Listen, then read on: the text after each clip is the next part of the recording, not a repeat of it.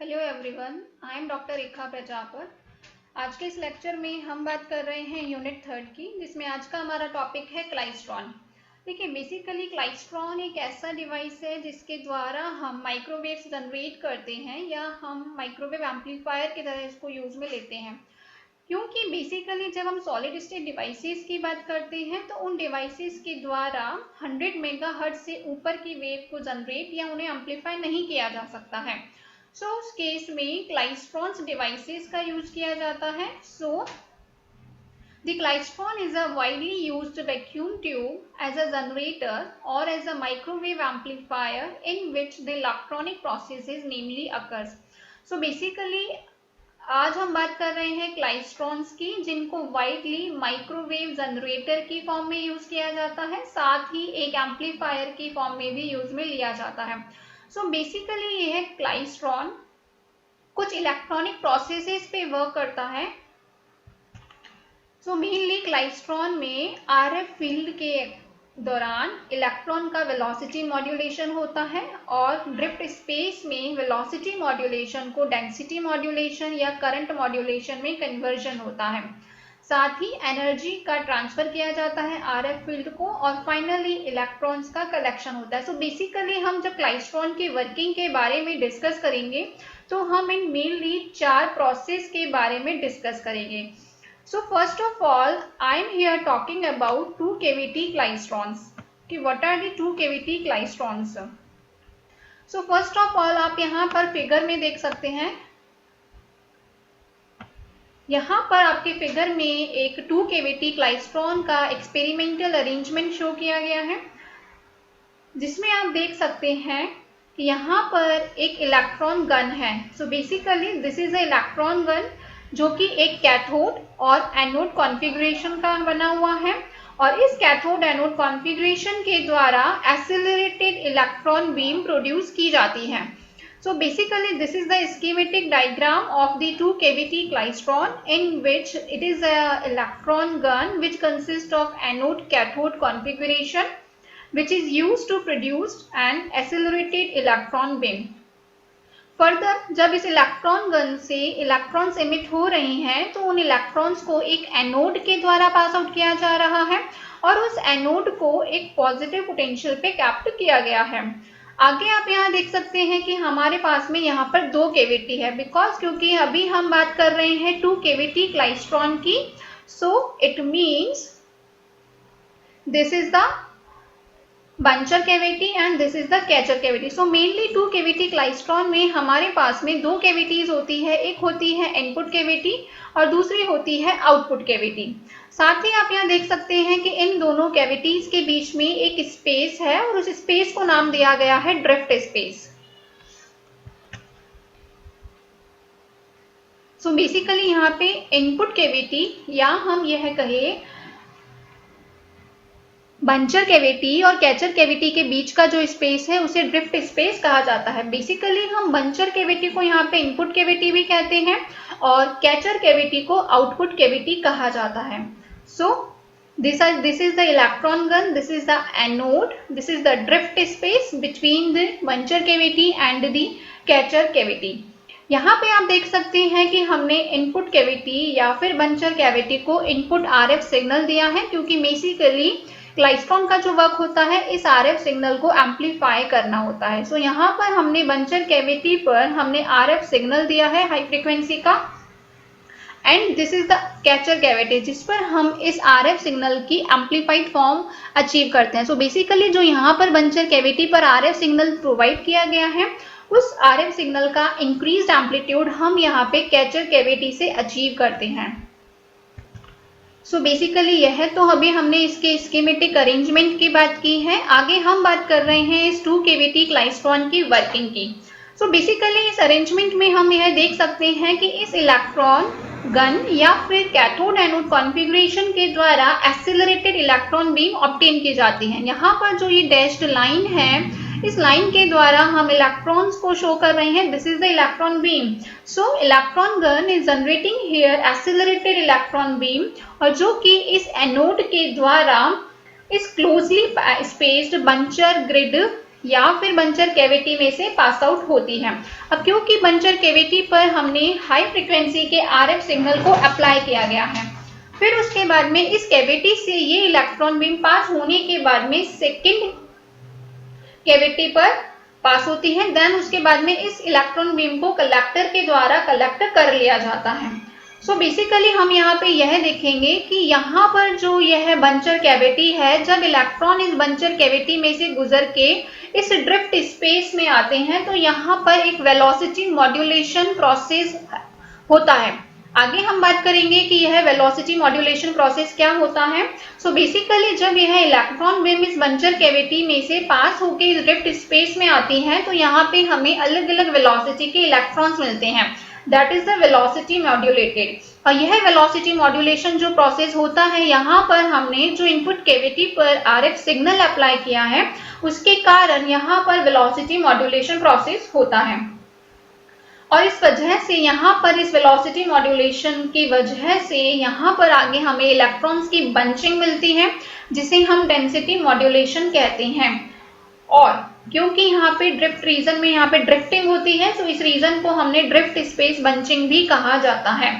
So usually इस space को हम ड्रिफ्ट स्पेस बंचिंग भी कहते हैं, और यूजुअली इस फिनोमेना को बंचिंग कहा जाता है, जिसमें कि इलेक्ट्रॉन्स वेलोसिटी मॉड्यूलेशन के कारण सेकंड गैप में जाते हैं and which is retarded due to the RF field. और इस प्रकार से यहाँ पर जब कैचर कैविटी में इलेक्ट्रॉन्स आते हैं तो वो इलेक्ट्रॉन्स अपनी काइनेटिक एनर्जी का लॉस करते हैं इस सेकंड गैप को पास होते हुए, और वो अपनी एनर्जी यहाँ पे कैचर कैविटी में आरएफ सिग्नल को प्रोवाइड करवाते हैं। सो इस प्रकार से यहाँ पे जो हमारा आरएफ सिग्नल था उसका एम्पलीट्यूड इंक्रीज हो जाता है। सो हम यह कहते हैं हमारे आरएफ सिग्नल का एम्पलीफिकेशन हो जाता है। सो यहाँ पे क्लाइस्ट्रॉन के द्वारा आरएफ सिग्नल का एम्पलीफिकेशन किया जा रहा है, और इस प्रकार से जो इलेक्ट्रॉन सेकेंड गैप में से पास हो रहे हैं जिनकी वेलोसिटी कम होती है with reduced velocity, emerging electrons with reduced velocity are collected by the collector. So basically अभी हमने यहाँ पर बात करी है इस टू कैविटी क्लाइस्ट्रॉन की वर्किंग के बारे में। अब आगे हम वन बाय वन इसके डिफरेंट प्रोसेस को डिस्कस करेंगे, जिसमें हमारा मेनली एम्फेसिस होगा कि जब इलेक्ट्रॉन बीम यहाँ पर एनोड से पास होके बंचर कैविटी में से गुजरता है और उस बंचर कैविटी पर जो आरएफ सिग्नल अप्लाई किया गया है उस आरएफ सिग्नल का इस इलेक्ट्रॉन बीम पे क्या इफेक्ट होता है। साथ ही अभी हम आगे बात करेंगे वेलोसिटी मॉड्यूलेशन की, और किस प्रकार से वेलोसिटी मॉड्यूलेशन से डेंसिटी मॉड्यूलेशन जनरेट होता है, और उस बंचिंग के कारण इलेक्ट्रॉन यहाँ पे अपनी एनर्जी लूज करते हैं और रिड्यूस एनर्जी के इलेक्ट्रॉन्स अपने यहाँ पे कलेक्टर प्लेट पर कलेक्टर के द्वारा कलेक्ट कर लिए जाते हैं। So now I am talking about the velocity modulation. देखिए वेलोसिटी मॉड्यूलेशन में now I am talking that RF signal to be amplified is used for exciting the input buncher cavity, thereby developing an alternating voltage of signal frequency across the first gap. देखिए हम यहाँ पर यह कह रहे हैं, अब हम यहाँ पर इस वेलोसिटी मॉड्यूलेशन प्रोसेस को एक एप्पल गेट डायग्राम के द्वारा हम डिस्कस करेंगे। बेसिकली जो वेलोसिटी मॉड्यूलेशन प्रोसेस है, यह वेलोसिटी मॉड्यूलेशन प्रोसेस इस बंचर कैविटी पर अप्लाई किए गए आरएफ सिग्नल के कारण यहाँ पर इस बंचर कैविटी से पास होने वाले इलेक्ट्रॉन्स के अक्रॉस होता है। बेसिकली फर्स्ट ऑफ ऑल जो इलेक्ट्रॉन बीम यहाँ पर एनोड से पास होके इस फर्स्ट गैप से, this first gap is known as the space between the buncher cavity. This जब ये इलेक्ट्रॉन बीम इस बंचर कैविटी से पास होती है तो उस आरएफ सिग्नल की जो एसी वोल्टेज है, उसका जो एसी एम्पलीट्यूड है, उस एसी एम्पलीट्यूड का इस इलेक्ट्रॉन बीम पे क्या इफेक्ट पड़ता है, उस इफेक्ट को हम एक एप्पल गेट डायग्राम के द्वारा डिस्कस करते हैं। Basically Applegate diagram is nothing but it is the distance time diagram that is known as the Applegate diagram. Basically देखिए एप्पल गेट डायग्राम में हम यहाँ पर डिस्कस करेंगे कि ये जब इलेक्ट्रॉन बीम यहाँ पर इस बंचर कैविटी से कितनी डिस्टेंस कवर करता है और कितने टाइम के साथ में वो कवर करता है। Basically that is the Applegate diagram. आप यहाँ पर फिगर में देख सकते हैं, हमने एक इलेक्ट्रॉन्स के लोकेशन के लिए हमने एक एप्पल गेट डायग्राम प्लॉट किया है। इस एप्पल गेट डायग्राम में हमने बेसिकली यहाँ पर एक जो हम यहाँ पर RF सिग्नल अप्लाई कर रहे हैं, बंचर कैविटी पर जो RF सिग्नल अप्लाई किया गया है उसके एम्पलीट्यूड को हमने यहाँ पे शो किया है। So this is the voltage across the first gap and that voltage across the first gap is equal to the V1 sin omega T1। क्योंकि RF सिग्नल है, सो यहाँ पे हम ऑल्टरनेटिंग केस की बात कर रहे हैं। सो this is the alternating voltage, और साथ ही हम यहाँ पे बात कर रहे हैं position of the first gap की, और यहाँ पे हम बात कर रहे हैं position of the second gap की। So this is the plot for the voltage across the first gap, this is the voltage of the RF signal, alternating voltage of the RF signal, this is the position of the first gap, this is the and position of the second gap। कि इस RF signal के कारण जो electron beam यहाँ से गुजर रहा है तो उसकी वेलोसिटी पे क्या इफेक्ट पड़ता है और कितनी डिस्टेंस फाइनली इस इलेक्ट्रॉन के द्वारा कैचर कैविटी तक ट्रेवल करने में कवर की जाती है। So now I am discussing about the Applegate diagram, कि किस प्रकार से हम यहाँ पर इस प्रोसेस के लिए एक एप्पल गेट डायग्राम प्लॉट करते हैं। सो यहाँ पर आप देख सकते हैं कि हमने एक RF साइकिल प्लॉट किया है, जिसमें हम जानते हैं कि इसका पॉजिटिव पार्ट है and this is the negative cycle. So जब हम यहाँ पे बात कर रहे हैं पॉइंट, यहाँ पर आप 3 पॉइंट्स देख सकते हैं, this is the A prime, this is B prime point and this is the C prime point. So first of all हम यहाँ पे एक बार पॉजिटिव साइकिल को डिस्कस करेंगे, negative cycle and third one when there is no change. So first of all I am talking about the point B prime. आप यहाँ देख सकते हैं कि इस पॉइंट B प्राइम पर, क्योंकि इसके बाद में जो साइकिल है वो पॉजिटिव हो रहा है, सो हम यह कह सकते हैं कि इस इंस्टेंट पर electric field across the gap A will be 0, और जो इलेक्ट्रॉन इस फील्ड के दौरान जब यहाँ पे RF सिग्नल का पॉइंट B प्राइम होगा, मींस उस केस में जब इलेक्ट्रॉन बीम यहाँ से गुजरेगी तो उसकी वेलोसिटी में कोई चेंज नहीं आएगा। So the electron beam will pass out with unaffected velocity, तो उसकी वेलोसिटी में कोई चेंज नहीं आएगा। सो इस प्रकार से जब इलेक्ट्रॉन बीम, ये वाले इलेक्ट्रॉन बीम RF सिग्नल के इस B प्राइम पॉइंट के दौरान जब यहाँ से गुजरेगी तो उसकी वेलोसिटी में कोई चेंज नहीं आएगा, और इस इलेक्ट्रॉन को हमने नाम दिया है E के नीचे R हम लिख रहे हैं, दैट इज सबस्क्रिप्ट ER, और इस इलेक्ट्रॉन को नाम दिया गया है रेफरेंस इलेक्ट्रॉन, और इस रेफरेंस इलेक्ट्रॉन को कहा जाता है the electron which travels with an unchanged velocity. मतलब कि जब वो इलेक्ट्रॉन इस बंचर कैविटी में एंटर नहीं किया था, उससे पहले जो उसकी वेलोसिटी थी उतनी ही वेलोसिटी उस इलेक्ट्रॉन की इस बंचर कैविटी में पास होने के बाद है, जबकि RF सिग्नल के B प्राइम पॉइंट को हमने कंसीडर किया है। सो ER वेलोसिटी, ER इलेक्ट्रॉन को कहा गया है रेफरेंस इलेक्ट्रॉन, और इसकी अनचेंज वेलोसिटी के लिए एक्सप्रेशन अभी हम आगे डिफाइन करेंगे, and that is the √2E capital V0 upon M। आगे हम बात कर रहे हैं दूसरे पॉइंट की, and that one point is the C prime point. आप यहाँ पे देख सकते हैं कि C प्राइम पॉइंट पर यहाँ पे हमें RF सिग्नल का पॉजिटिव साइकिल देखने को मिल रहा है, और ये साइकिल हमें ER जो कि हमारा रेफरेंस इलेक्ट्रॉन था उसके जस्ट बाद में हम देखने को मिल रहा है। सो इसीलिए अब जो इलेक्ट्रॉन यहाँ से गुजरेगा उस इलेक्ट्रॉन को हमने नाम दिया है EL, that is the late electron. अब क्योंकि हम जानते हैं कि इलेक्ट्रॉन नेगेटिवली चार्ज होता है, और जब इस इलेक्ट्रॉन नेगेटिवली चार्ज इलेक्ट्रॉन पर RF फील्ड का पॉजिटिव साइकिल इससे इंटरेक्ट करता है तो इस इलेक्ट्रॉन को एक्सीलरेशन प्रोवाइड होता है, जिसकी वजह से इलेक्ट्रॉन यहाँ से जो पास हो रहा है उसकी वेलोसिटी इंक्रीज हो जाती है। सो देखिए, जब हमने यहाँ पर पॉइंट B प्राइम को डिस्कस किया था जिसमें हमने रेफरेंस इलेक्ट्रॉन की बात की थी, तो रेफरेंस इलेक्ट्रॉन के केस में इलेक्ट्रॉन जो है, ये देख सकते हैं यहाँ पे हमने बताया है कि जितनी वेलोसिटी उसकी फर्स्ट कैविटी से पास होने से पहले थी उतनी ही वेलोसिटी के साथ में इलेक्ट्रॉन सेकंड पोजीशन पे, सेकंड गैप पर पहुंच रहा है। बट लेकिन जब हम बात कर रहे हैं EL की, यानी कि लेट इलेक्ट्रॉन की, जो कि इस रेफरेंस इलेक्ट्रॉन के बाद में यहाँ से पास आउट हो रहा है, कहने का मीनिंग ये है कि जब इस बंचर कैविटी में जो कि RF सिग्नल का पॉजिटिव साइकिल जब इस पर आ रहा है, और जब इस पॉजिटिव साइकिल के दौरान इलेक्ट्रॉन इस स्पेस में से, इस फर्स्ट गैप में से गुजरता है तो उसकी वेलोसिटी एक्सेलरेट हो जाती है, क्योंकि electron being negatively charged is accelerated due to the positive cycle of the RF field, और उस केस में इलेक्ट्रॉन की वेलोसिटी इंक्रीज हो जाती है। अब क्योंकि ये जो इलेक्ट्रॉन है रेफरेंस इलेक्ट्रॉन के बाद में जा रहा है, रेफरेंस इलेक्ट्रॉन ऑलरेडी यहाँ पे पहले पहुंच चुका है और उसके बाद में लेट इलेक्ट्रॉन यहाँ पर पहुंच रहा है, तो फाइनली वो एक दूसरे को कैचअप कर लेते हैं यहाँ पर जाके। आगे हम बात कर रहे हैं, सो इस प्रकार से यहाँ पर जो लेट इलेक्ट्रॉन है that tries to overtake the reference electron, इस प्रकार से यहाँ पर जो EL है वो ER को ओवरटेक कर लेता है, हालांकि वो उसके बाद में यहाँ पे पहुंच रहा है, बट क्योंकि उसकी वेलोसिटी V0 से ज्यादा है तो वो इसलिए उसको यहाँ पे कैचअप कर लेगा सेकेंड गैप में।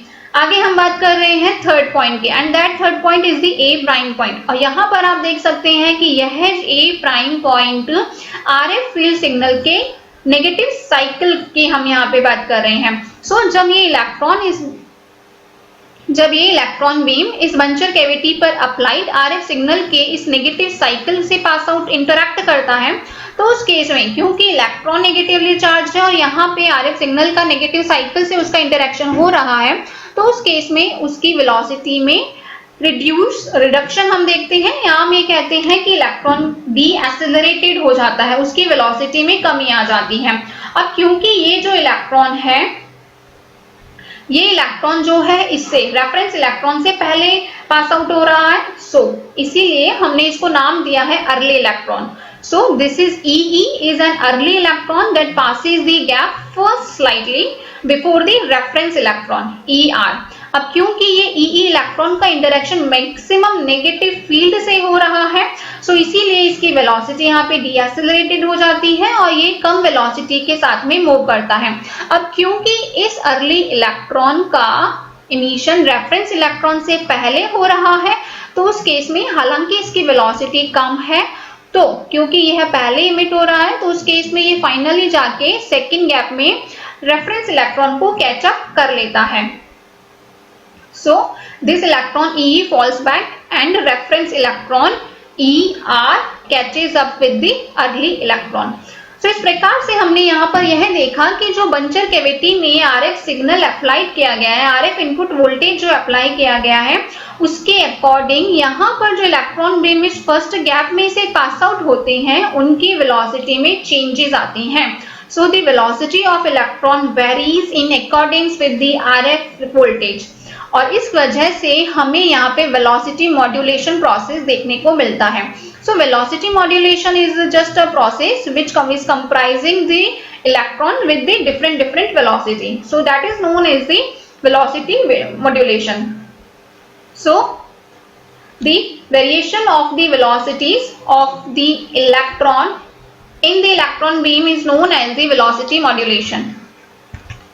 सो अभी हमने यहाँ पर जो तीन प्रोसेस की बात करी है, that is reference electron, early electron और लेट इलेक्ट्रॉन का जब इस RF इनपुट वोल्टेज के पॉजिटिव नेगेटिव साइकिल के इंटरेक्शन की वजह से जो हमने यहाँ पर इनके वेलोसिटी मॉड्यूलेशन की बात करी है, इसकी वजह से इलेक्ट्रॉन्स की यहाँ पर एक बंचिंग जनरेट होती है।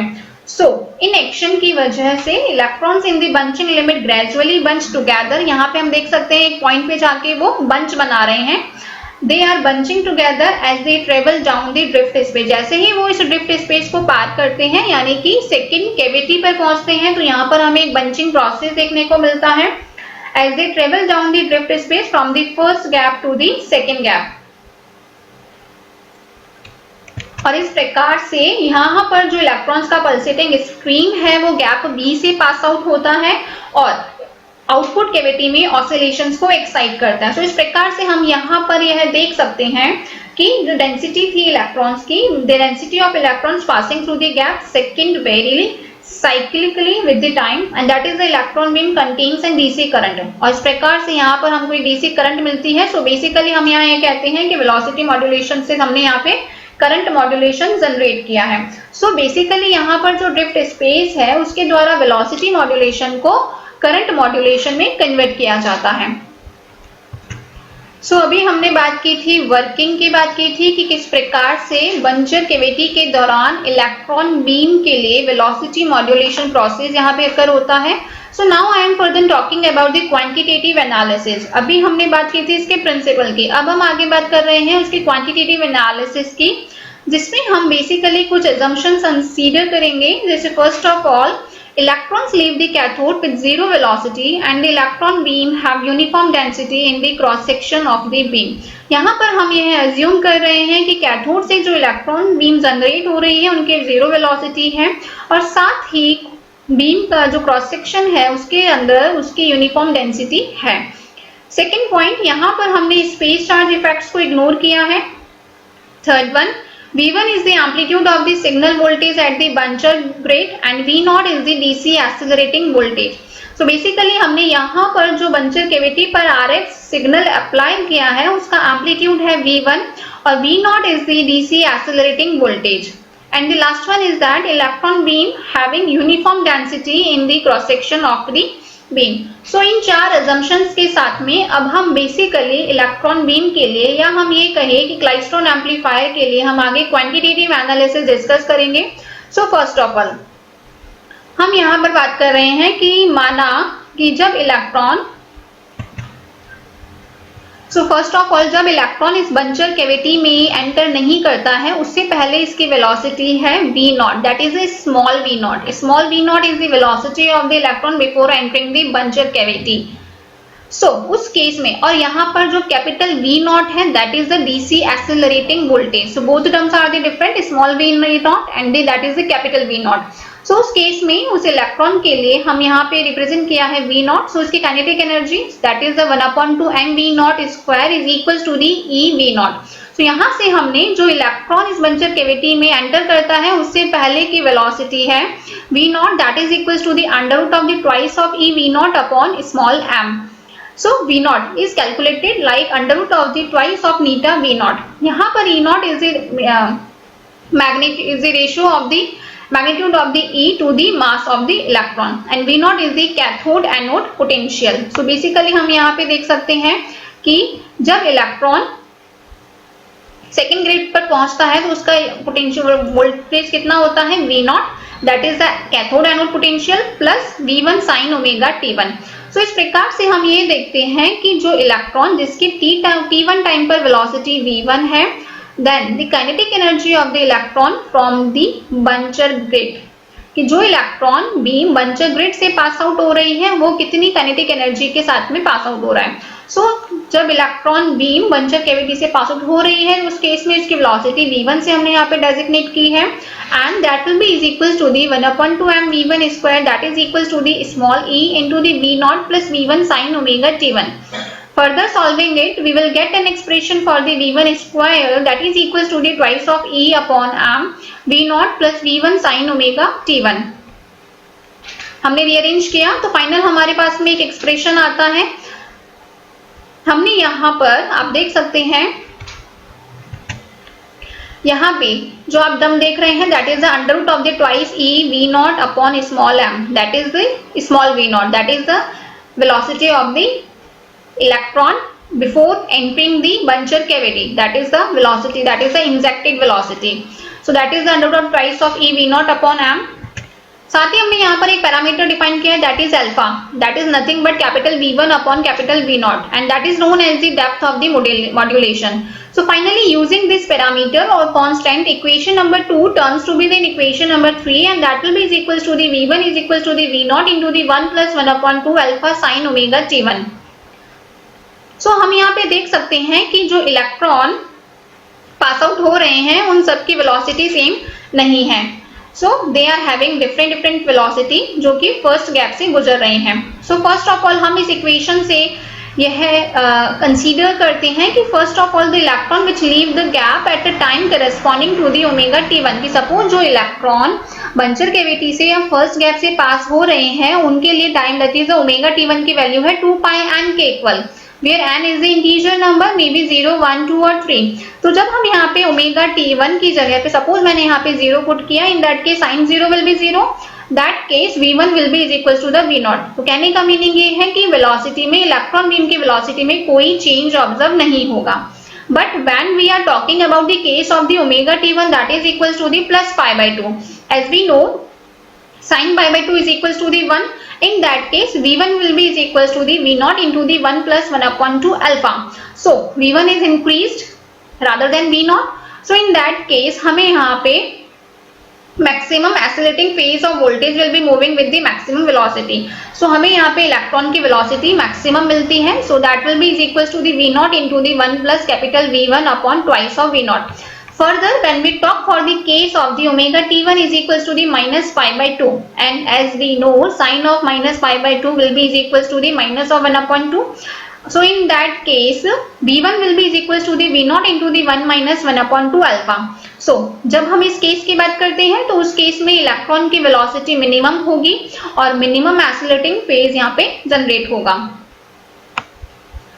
So हमने यहाँ पर ये देखा कि those electron which are leaving during the time pi by 2 t1 that is greater than pi by 2 or less than 0, कि जिनके लिए 0 से ज्यादा और pi by 2 ओमेगा से, for which t1 is greater than pi by 2 omega और less than 0, 0 से कम और pi by 2 ओमेगा से ज्यादा t1 के लिए इलेक्ट्रॉन की स्पीड कम हो जाएगी, while for those which are leaving during the t1 that is greater than 0 or less than pi by 2 omega उनके लिए स्पीड फास्ट होगी और वो हाईएस्ट वेलोसिटी के साथ में मूव करेंगे। So basically this equation number 3 is known as the velocity modulation equation. So this term is known as the velocity modulation at frequency omega. So हमने यहाँ पर फाइनली आप यहाँ देख सकते हैं कि इस फिगर में हमने बंचर ग्रिड, कैचर ग्रिड और यहाँ पे जो इलेक्ट्रॉन बीम एंटर कर रही है उसकी वेलोसिटी v0, यहाँ पर हमने drift space l, RF input signal, RF output signal और इसके लिए हमने यहाँ पर एक ZT डायग्राम हमने यहाँ पे प्लॉट किया है। सो बेसिकली अब हम आगे बात कर रहे हैं। Now I am talking about the optimal length of the drift region. So basically हम यहाँ पे इस drift space की या drift region की length को हम find out कर रहे हैं। So basically आप यहाँ देख सकते हैं हमने इस region को denote किया है कैपिटल L से।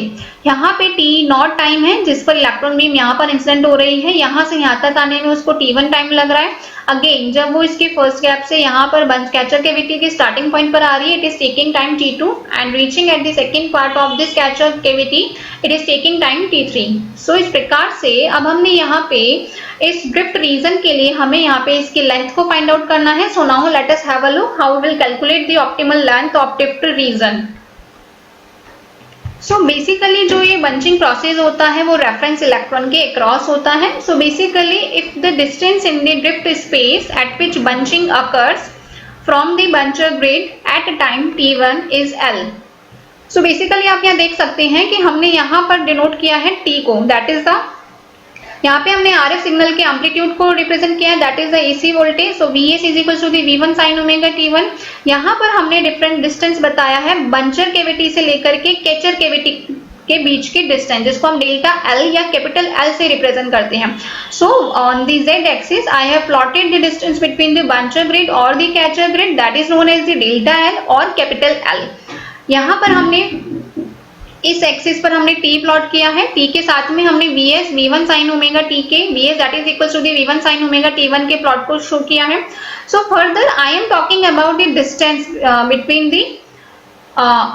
between during which the bunching process occur from the buncher grid at time t1। so first of all आप यहाँ देख सकते हैं कि मैंने यहाँ पर एक प्लॉट दिखाया है जिसमें आप यहाँ देख सकते हैं this is the bunching centre, जिस पॉइंट पे जाके इलेक्ट्रॉन्स यानी कि जो 3 इलेक्ट्रॉन्स थे, अर्ली इलेक्ट्रॉन, रेफरेंस इलेक्ट्रॉन और लेट इलेक्ट्रॉन, वो तीनों इलेक्ट्रॉन यहाँ पर आके कैचअप करते हैं एक दूसरे को, जिसकी वजह से यहाँ पर बंचिंग प्रोसेस होता है।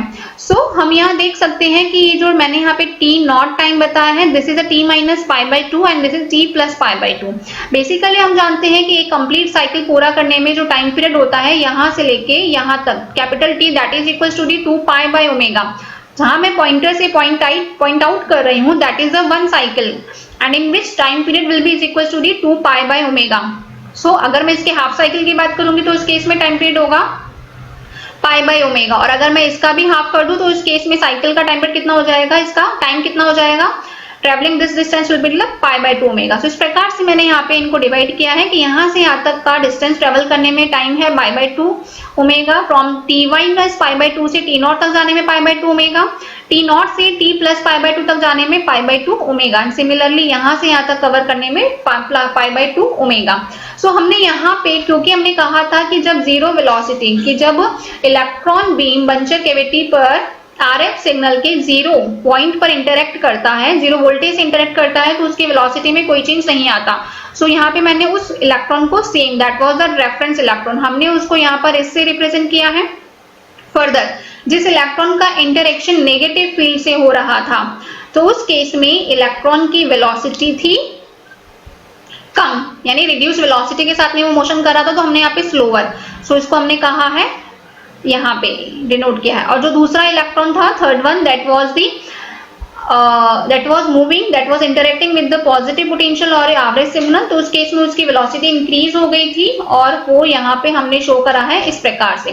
तो इस प्रकार से यहाँ पे रेफरेंस इलेक्ट्रॉन, अर्ली इलेक्ट्रॉन और late electron, this was the early electron, this was the reference electron and this was the late electron. So EL, ER और EE, ये तीनों इलेक्ट्रॉन्स यहाँ पे फाइनली मिलके यहाँ पे बंचिंग बना रहे हैं। तो इस प्रकार से हमने यहाँ पर जो इन इलेक्ट्रॉन्स के RF सिग्नल के इंटरेक्शन के कारण अलग अलग वेलोसिटी के इलेक्ट्रॉन जब इस यहाँ पर कैचर कैविटी पर पहुंच के, यहाँ पे हमने कैचर कैविटी बताया है, this point is showing the catcher cavity, this is the buncher grid. So इस प्रकार से यहाँ पे जब इलेक्ट्रॉन कैचर ग्रिड पे पहुंचते हैं, तो यहाँ से लेके यहाँ तक उनके द्वारा जो डिस्टेंस ट्रेवल की जाती है, उसके लिए हम यहाँ पर एक्सप्रेशन फाइंड आउट कर रहे हैं। सो जिसको हमने डेल्टा L और कैपिटल L से डिनोट किया है। सो हम यहाँ पे रेफरेंस इलेक्ट्रॉन के रेफरेंस में उसकी बात कर रहे हैं। सो यहाँ पर जो हम t0 टाइम पर देख रहे हैं, उसकी वेलोसिटी v0 है, अनअफेक्टेड वेलोसिटी के साथ में वो इलेक्ट्रॉन मूव करता है, सो दैट t0 है। तो उस केस में अब क्योंकि इलेक्ट्रॉन इस पॉइंट पे, बंचिंग सेंटर पे वो लोकेट हो रहा है, और उस पे वहां तक पहुंचने में लगने वाला टाइम है t1। सो हम यहाँ से देख सकते हैं कि इस इलेक्ट्रॉन को यहाँ से यहाँ तक जाने में कितनी डिस्टेंस ट्रेवल करनी पड़ रही है। So distance formula will be given as the velocity multiplied by time. So इसकी velocity है v0 and time is equals to the t1 minus t0। इसी प्रकार से आगे हम बात करते हैं t minus pi by 2 point पे, और t minus pi by 2 point पे हम देख सकते हैं कि इलेक्ट्रॉन जो है लोअर वेलोसिटी के साथ में मूव कर रहा है, और उसकी वेलोसिटी उस केस में होती है मिनिमम। सो इसलिए हमने उसके लिए डेल्टा L की वैल्यू क्या होगी, v मिनिमम, और यहाँ से आप देख सकते हैं t1 से लेके t minus पाई बाय 2 के बीच का टाइम पीरियड क्या होगा, t1 minus of t minus pi by 2। So delta L उस केस में हमने बताया। सिमिलरली आगे हम बात कर रहे हैं t प्लस पाई बाय 2 के लिए, यानी जो इलेक्ट्रॉन RF सिग्नल के पॉजिटिव साइकिल के दौरान, इंटरेक्शन के दौरान पास आउट होता है, तो उसकी वेलोसिटी इंक्रीज होती है, and that moves with the faster velocity. In that case, delta L will be is equals to the V maximum multiplied by the T1 minus of T. So this distance will be the T1 में से T plus pi by 2 को subtract कर देंगे। So this distance will be the T1 minus of T plus pi by 2. तो इस प्रकार से हमने यहाँ पर तीनों के लिए हमने यहाँ पर एक एक्सप्रेशन लिखा है। फर्दर अब हम यहाँ पे V मिनिमम और V मैक्सिमम के केस को कंसीडर कर रहे हैं। सो देखिए delta L is equals to the V minimum into the T1 minus of T minus pi by 2। अब आप यहाँ देख सकते हैं कि हम यहाँ पे क्योंकि t माइनस पाई बाय 2 की बात कर रहे हैं, सो जब मैं इन दोनों का डिफरेंस देखती हूँ t0 minus of t minus pi by 2 and that is equals to the pi by 2 omega, ये भी मैंने डिस्कस किया था कि हमें ये वैल्यू किस प्रकार से मिल रही है। So t0 minus of t minus pi by 2 will be is equals to the pi by 2 omega. So जब हम इस एक्सप्रेशन को रीअरेंज करते हैं, in that case we will get an expression for the t minus of pi by 2 and that will be is equals to the t0 minus of pi by 2 omega. So हमने जब इस expression से t minus pi by 2 की value को इस v minimum के expression में put किया है, तो then we will get delta L is equals to the v minimum into the t1 minus of t plus pi by 2 omega. Similarly हम इस प्रकार से देख सकते हैं when delta L is equals to the V maximum T1 minus of T plus pi by 2। अब क्योंकि हम यहाँ पे T plus pi by 2 की बात कर रहे हैं, तो हम जानते हैं कि T plus pi by 2 हम यहाँ पे जिस मैं पॉइंटर से जहाँ पॉइंट आउट कर रही हूँ that is the T plus pi by 2 minus T0 अगर मैं करती हूँ that will be is equal to the pi by 2 omega. और जब मैं इस इक्वेशन को रीअरेंज करती हूँ तो मुझे T plus pi by 2 की वैल्यू मिलती है पाई बाय 2 ओमेगा प्लस T0। तो इस प्रकार से यहाँ पे जब मैंने इस इक्वेशन में यहाँ पे इसको यूज में लिया, then will get delta L is equal to the V maximum into the T1 minus pi by 2 omega minus of T0। अब क्योंकि हम यहाँ पे V मिनिमम और V मैक्सिमम की वैल्यू ऑलरेडी फाइंड आउट कर चुके हैं, तो उस केस में हमने यहाँ पे V1 की V मिनिमम की वैल्यू को यूज में लिया है, and that V minimum is equal to the V0 into the 1 minus V1 upon twice of V0, and V maximum is equal to the V0 into the 1 plus V1 upon 2 V0। So इस प्रकार से जब हम इस equation में delta L के लिए V minimum और V मैक्सिमम के केस के लिए हमने यहाँ पे V मिनिमम और V मैक्सिमम की वैल्यू को पुट किया है, तो उस केस में हमारे पास में यहाँ पर इस फॉर्मेट में हमें एक इक्वेशन मिलती है। So now I am talking about that L at the t plus pi by 2। सो देखिए, नाउ अब मैं यहाँ पे डेल्टा L और L फाइंड आउट कर रही हूँ for t plus pi by 2 case के लिए, और उस केस में वैल्यू थी मेरी V maximum into the T1 minus T0 minus pi by 2 omega. So V1 की वैल्यू जब मैंने यहाँ पे V मैक्सिमम की वैल्यू पुट की, that is V0 plus V1 into the V0 upon 2 capital V0 into the T1 minus T0 minus pi by 2 omega. So जब मैंने इस एक्सप्रेशन को यहाँ पे यूज लिया, तो हमारे पास में जब हमने इसको कॉमन लिया V0 की टर्म को, और इस प्रकार से जब हमने इसको रीअरेंज किया, तो हमारे पास में एक फाइनल एक्सप्रेशन आता है 7। सिमिलरली आगे मैंने बात करी है L at the t minus pi by 2। सो जब मैंने t minus pi by 2, this is the t minus pi by 2, और t माइनस पाई बाय 2 के लिए हमारे पास में एक्सप्रेशन आया था V minimum and into the T1 minus T0 plus pi by 2 omega. So इस प्रकार से जब मैंने उस एक्सप्रेशन में V मिनिमम की वैल्यू को पुट किया और रीअरेंज किया, तो हमारे पास में इक्वेशन नंबर 8 आता है। सो हम यहाँ पे देख सकते हैं, so now the main point is that if the distance has to be the same, अब चाहे इलेक्ट्रॉन माइनस पाई बाय 2, 0 और प्लस पाई बाय 2 के टाइम से वहां पे पहुंच रहा है, तो उस केस में डिस्टेंस सेम होगी। Bunches L for all the 3 should be equal to the V0 into the T1 minus T0।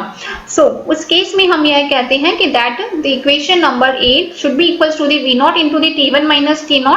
यहाँ से जब हमने उस इक्वेशन में यहाँ पे इसकी वैल्यू को पुट किया और जब हमने इसको रीअरेंज किया for T1 minus T0, to calculate the T1 minus T0 जब हमने इसको rearrange किया, then we will get an expression for minus of T1 minus T0 that will be is equals to the pi by 2 omega minus of pi V0 upon omega into the V1, as we know that V0 upon V1 is very high। सो उस case में पाई by 2 omega को हम यहाँ पे neglect कर सकते हैं, तो in that case T1 minus T0 will be is equal to the pi V0 upon omega V1। So इस वैल्यू को इक्वेशन नंबर 4 में हमने पुट किया। Equation number 4 that was the drift region, optimal length of the drift region, that was capital L is equal to the V0 into the T1 minus T0। जो जब हमने यहाँ पे T1 minus T0 की जगह पे put किया, तो हमें एक इक्वेशन नंबर 7 मिलती है। सो हम यह कह रहे हैं कि bunching occurs as the RF signal changes from minus pi by 2 plus pi by 2 तक, सच दैट कि जब RF सिग्नल में पाई वैल्यू उसके में पाई वैल्यू का चेंजेस होता है, तो उस दौरान हमें यहाँ पे बंचिंग मिलती है। सो हम यहाँ पे अगर पाई के लिए बात करते हैं, तो उस केस में ऑप्टिमम बंचिंग होती है, and that L maximum will be is equal to the 3.682 into the small V0 into the capital V0 upon omega V1। And now I am talking about the beam coupling coefficient. यहाँ पे अगर input cavity के beam coupling coefficient को beta 1 से हमने यहाँ पे represent किया है, and that beta is equal to the sine theta g upon 2 divided by the theta g upon 2, where theta g is equal to the omega tau g and that is equals to the omega d upon V0, that is known as the average gap transit angle, जिसके बारे में अभी हम आगे discuss करेंगे, what is the transit time और what is the theta g। So in that case L maximum will be equals to the 3.682 V0 capital V0 upon omega beta V1। Thank you so much।